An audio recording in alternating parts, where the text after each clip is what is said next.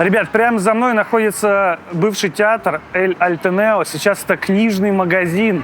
Здание очень красивое, но внутри, говорят, еще лучше. Его признали самым красивым книжным магазином в мире. Пойдемте смотреть скорее.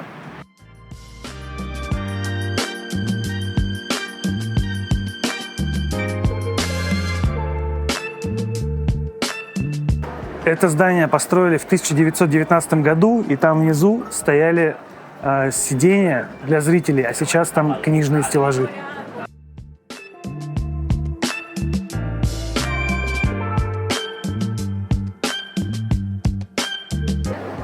В здании несколько этажей, а первый и второй этаж связали даже эскалаторами. Но так было не всегда. Это было всего лишь после реконструкции в 2000 году, когда это здание выкупил книжный магазин.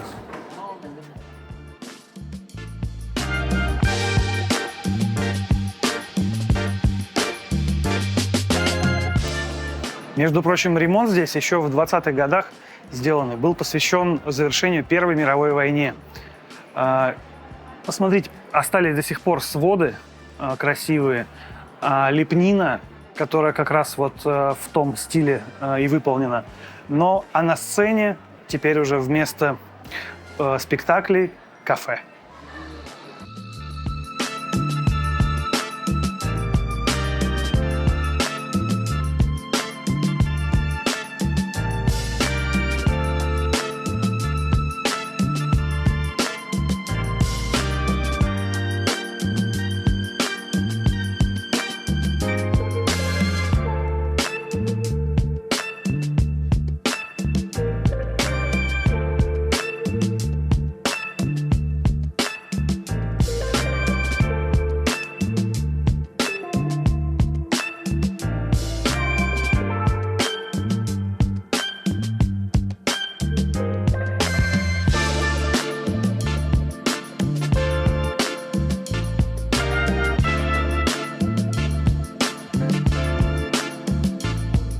Да, ребят, место очень понравилось, красивое, интересное и даже немного сказочное. Вообще отлично. Очень рекомендую сюда сходить.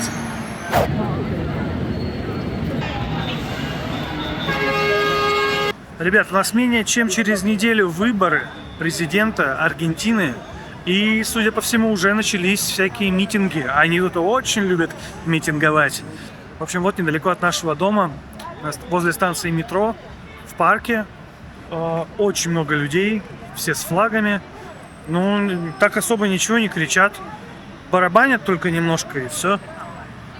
Полиция тут же, все спокойно, все хорошо. Но дружно, организованно вышли и что-то стоят. Привет, ребят! У нас сегодня суббота.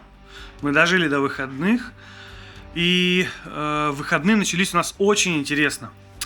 Даша проснулась раньше всех, в смысле раньше меня, и сразу начала очень какую-то продуктивную, активную деятельность. Она нашла на барахолках, во-первых, кроватку, которую мы ищем, в очень хорошем состоянии, и гриль. Она нашла гриль. Правда, гриль-сковородку, а не такой, как у нас был, закрывающийся. Но это все равно в плюс, потому что гриля, честно сказать, здесь очень не хватает. А он здесь очень нужен. Поэтому не зря говорят, кто раньше встает, тому Бог подает. Даша проснулась что-то около 5 или полшестого утра. И все нашла.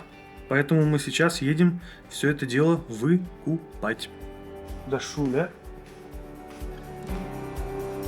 Опять красивая сегодня, что ли? Я обычная, большая женщина. Кстати, да. Кстати, да. Она большая и толстая. Дочка, вон, какая будет. Растет.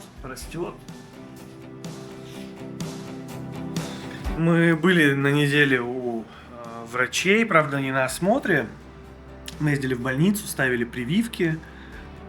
Все хорошо. В общем, все по плану. То, что нам врач написал, ту последовательность мы и соблюдаем. Мы за грилем приехали в первую очередь. Даша нашла его где-то в телеграм-каналах, на барахолках на всяких за сколько? 25 тысяч песо. Но это примерно 2500 рублей. Будет гриль-сковородка электрическая, вот, которую можно вроде бы как даже отсоединять и ставить в духовку. Считаю, отличная находка, потому что в Аргентине да без гриля как-то не очень. Господа, ну все, гриль наш. Теперь мы можем, как нормальные аргентинцы, жарить дома стейки и всякие другие блюда делать. Нарисовано даже, что пиццу можно сделать. У меня, правда, это кучу сомнений вызывает, но попробовать можно. Но самое главное — стейки. Значит, сегодня решаем вопросы и вечером идем за мясом. Будем вечерком на балконе жарить стейки. Фу, вот такую красоту мы купили. Я уже почти дотащил ее до дома. Сейчас осталось только ножки прикрутить. И все. Зато гриль прямо сейчас буду проверять. Прямо сейчас.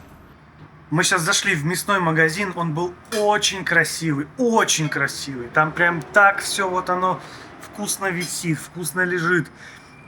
Такие красивые куски говядины. Прям под стейки. Я пришел, сказал, я хочу сочный кусок мясо говядины, чтобы пожарить прямо сейчас. Вот прям при мне от большого куска отрезали. Смотрите.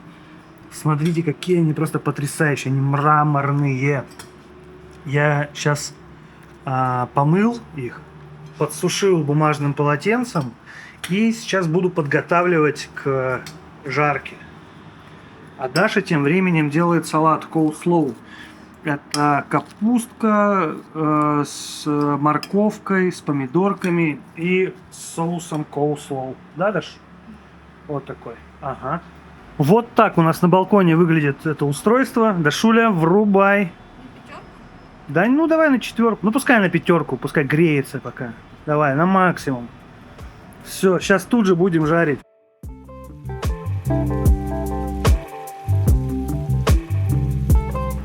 Нам подсказали, что если жарить на пергаменте, то не будет сильно пачкаться сама поверхность гриля, поэтому давайте попробуем так.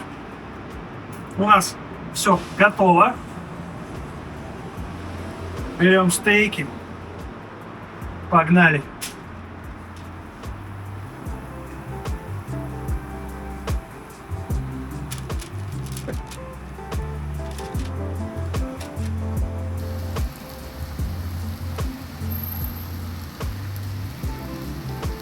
Так, ну что, мы пожарили стейк, заменили вот эту пергаментную бумагу. Там, смотрите, все чисто, хорошо. Это хороший такой лайфхак. Я думал, от гриля эти полосочки не отпечатаются на мясе. Но нет, они отпечатываются. Поэтому это полный аналог. Ну а мы берем лангустинов и выкладываем. Давайте. Короче, давай руками.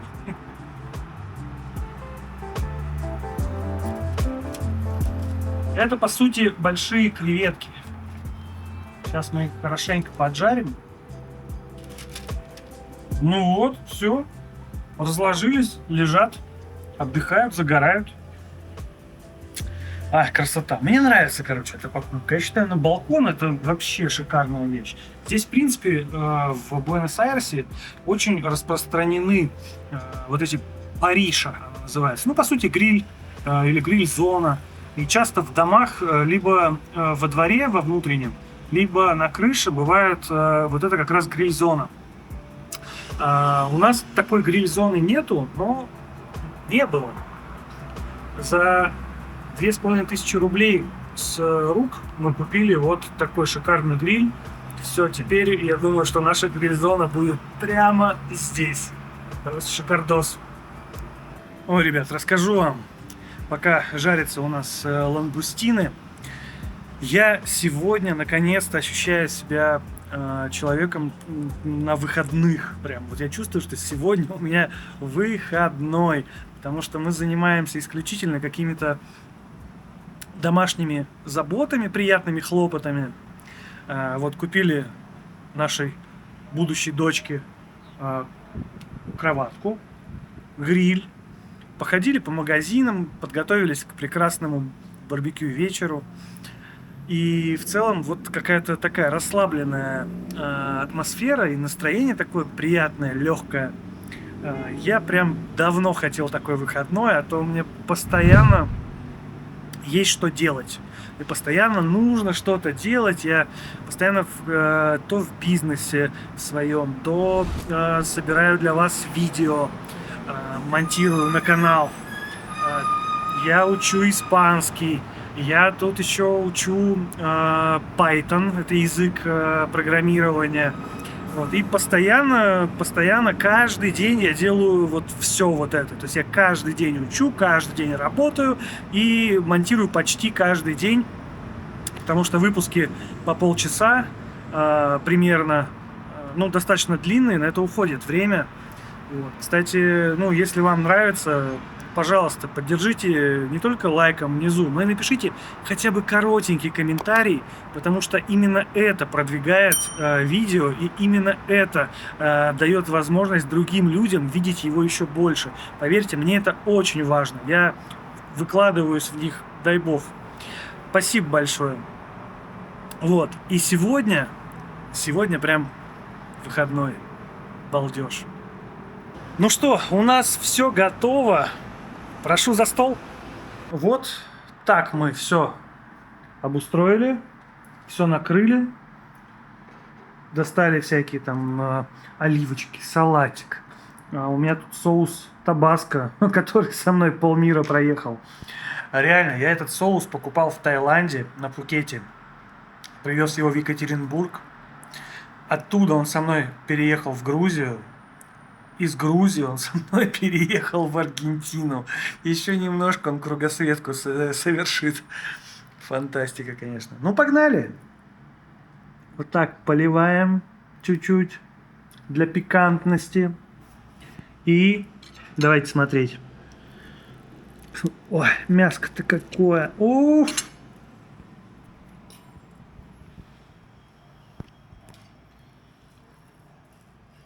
Мяско разрезаем. Оно, смотрите, вот как надо. Оно розовенькое внутри, без крови, но сочное.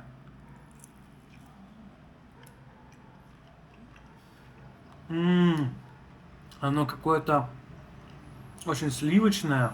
Ну, может быть, еще и благодаря маслу. Очень вкусное. И невероятно нежное. Оно само по себе объедение. Вообще. А я считаю, удалось. Ребят, доброе утро. У нас уже часы перешли на следующий день. У нас завтрак, и мы решили его провести здесь же на балконе, потому что с самого утра хорошая, теплая погода, несмотря на то, что пасмурно. Я, кстати, впервые за месяц, что мы здесь находимся. Буэнос-Айрес вообще очень солнечный. Я думаю, что и сегодня развеется. Вон уже все хорошо, кажется. Ну, а у нас вот так вот выглядит завтрак. Я сделал такой омлет. Омлет такой с помидорами, луком. У Даши гранола, тут всякие сладости, вкусности, соус чимичури. Вот, и мы с видом на город решили позавтракать в это чудесное воскресенье. Сегодня день выборов. Сегодня выбирают президента в Аргентине. Есть разные мнения, к чему это может привести, какая реакция на это может быть. Поэтому мы сегодня внимательно будем присматриваться к тому, что происходит. В массовые места гулять не будем. По возможности проведем время дома, займемся всякими нашими делами. Ну, посмотрим. Вот. Сегодня еще, наверное, все нормально будет, а вот завтра, после подсчета голосов, есть мнение, что могут быть всякие забастовки. Вот. Не знаю, посмотрим, я вам расскажу об этом. Ну, а пока что, доброе утро.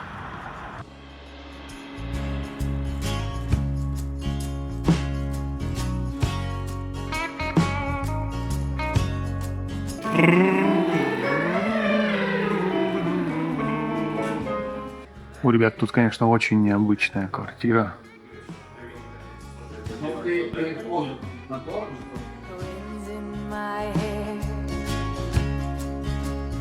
Ой, отлично попели, но мы пели не громче всех. Громче всех поют птицы вот в этом шикарном дворике. Ребята, посмотрите, какой обалденный двор.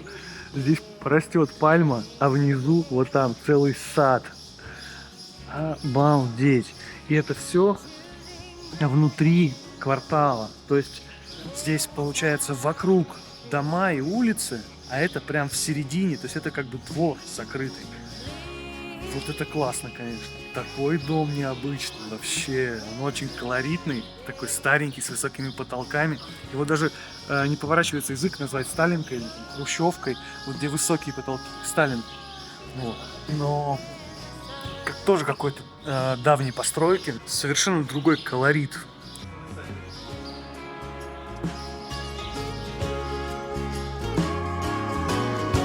Здесь открытые лестницы, никаких дверей, и вот прям длинный-длинный балкон идет через все квартиры. Вообще супер.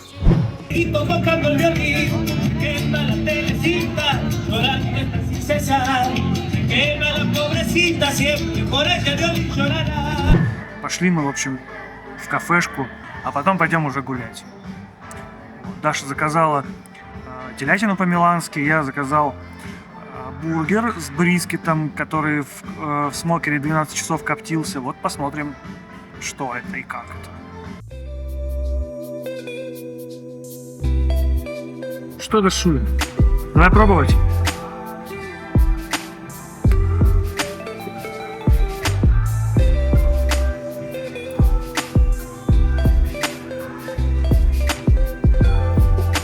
У меня очень вкусно. А у тебя? Отличный лимонад. Ой, у меня тоже как будто. Это New England IPA. Это пиво со вкусом, ну не со вкусом, с оттенком тропических фруктов, цитрусовых. И это все благодаря хмелю. То есть без всяких добавок, конечно же. Ой, потрясающе.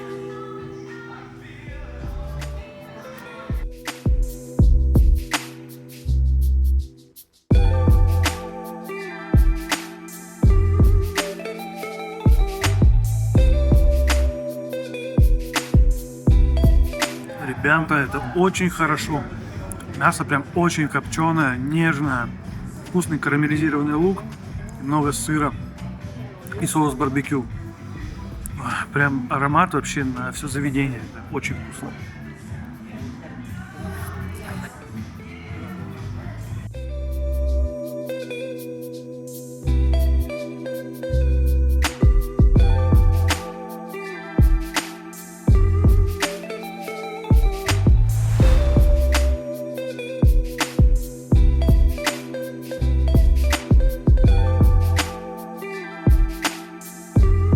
К нам тут кардиолог на дом приехал, и пока он осматривал Дашу, мы с ним как-то так разобщались, и оказалось то, что он футбольный фанат и ходит постоянно на матчи, только я забыл, что это за футбольный клуб. Это не River Plate и не Boca Juniors, это какой-то другой небольшой клуб здесь, вот, но у него есть прям...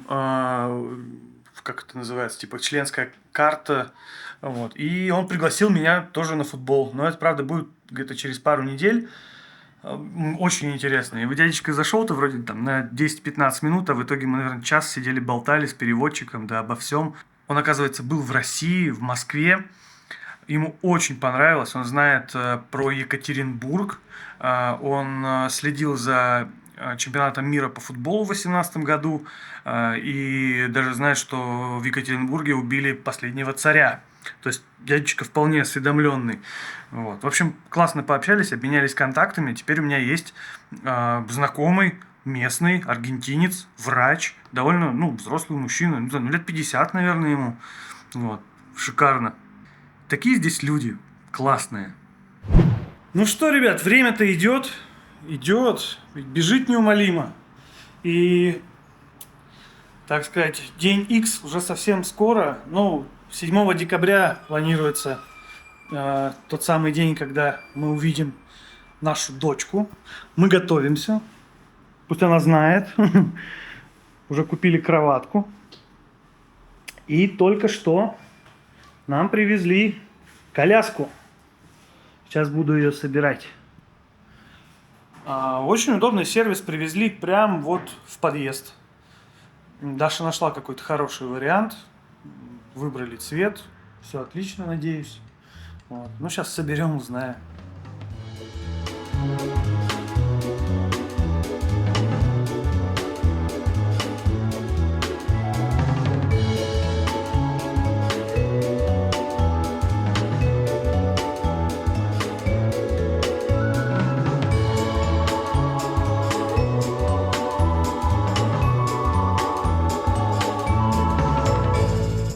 Господа, у нас сегодня четверг, опять же, время после обеда. Мы решили выбраться, посмотреть еще какие-нибудь интересные места в городе. Сегодня я решил вытащить Дашу на набережную.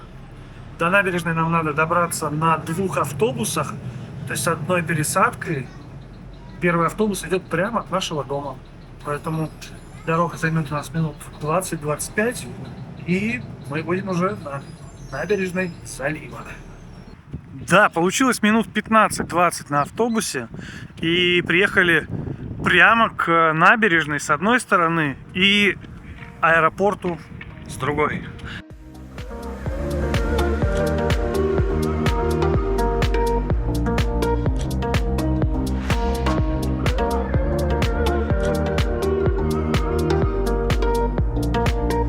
Мы посмотрели, как садятся самолеты, и перешли дорогу в сторону моря. Здесь залив, скейт-парк, яхточки стоят. В общем, красотища, все очень ухожено. Но мы вот так идем по набережной вдоль аэропорта, и на набережной видели несколько зон с уличными кафешками. Там делают всякие бургеры, чори-пан. Чори — это чоризо, колбаски, а пан — это хлеб. Это, видимо, хот-доги, короче. И потом набережная как-то резко закончилась, началась стройка. С другой стороны аэропорт, пока красота куда-то исчезла. Но чисто по первым ощущениям, набережная не оборудованная особо. Делать на ней, честно говоря, особо нечего. Пройтись разок можно, но какой-то фантастической красоты я, честно говоря, не заметил. И еще вода. Вода коричневого цвета, потому что река, которая здесь образует залив и впадает в океан, эта река течет с самой середины континента Южная Америка и тащит за собой, во-первых, весь мусор и грязь, во-вторых, здесь очень илистые берега, глина, ил. И вот река поднимает эту глину, и, в общем, вода поэтому коричневая. Никто, конечно же, в Буэнос-Айресе не купается. А в ближайшее место, где можно искупаться, ну, по крайней мере, куда все ездят, это такая местный Геленджик, назовем его так. Батуми сильно взяла. Говорят. Ну, хорошо, вот. В общем, это... как место называется, Даши? Мар-дель-Плата. Город, это что-то 400 километров, что ли, 300 километров. Я уверен, что мы туда съездим обязательно. Я хочу искупаться в Атлантическом океане. Мы съездим, наверное, даже не на одну ночевку. Но это позже, потому что сейчас весна. Еще довольно прохладно, чтобы купаться. Ну и тем более холодный Атлантический океан еще не прогрелся. Поэтому я думаю, что это дело будет в самом сезоне. Может быть, это будет там январь или февраль. Вот, но съездим обязательно. А вот это аэропорт. Именно его, точнее самолеты, которые садятся в него, мы видим с балкона. Ребят, прямо за мной памятник Кристобаль Колон. Знаете такого? Да я уверен, что знаете. Это на испанском Христофор Колумб. Вот этот монумент именно ему. И он как раз на таком мысе, выпирающем в залив, который выходит в Атлантический океан. Символично. И несмотря на то, что не Колумб открыл Аргентину, а Магеллан, памятник тут есть.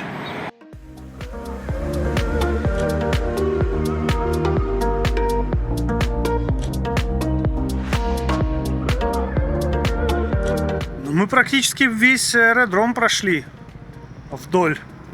Я думаю, что мы скоро закончим гулять. Мы дошли до клуба рыбаков. Вот это красивое здание, Фахверк, это именно он. Сейчас зайдем туда и уже будем выдвигаться домой.